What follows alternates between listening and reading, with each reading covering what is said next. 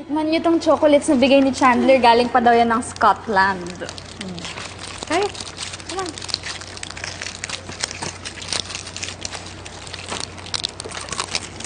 Is this good? This is really yummy, ate. Oo nga, mukhang masarap ah.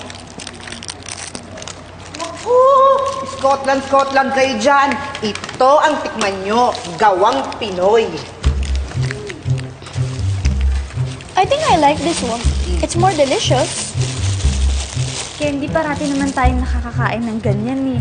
Itong chocolates na galing sa Scotland, minsan lang to. Kaya nga, ate.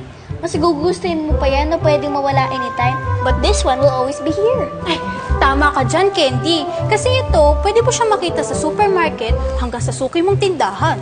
Ayun na nga yung problema. Masyado siyang available, kaya hindi na special. Ate, kapag matagal ko na naman din yan, hindi nakakain, namimiss ko naman din siya eh. That's why it's predictable. Unlike this assorted box of chocolates, hindi mo alam kung ano makukuha mo. Kaya exciting.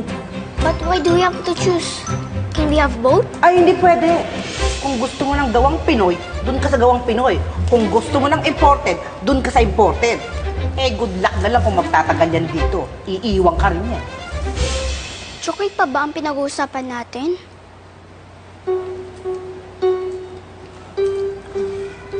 Jessica, pinabibigay nga pala sa'yo ito ni Onat. Dumaan siya kanina kaso busy ka daw, kaya umalis na siya ulit.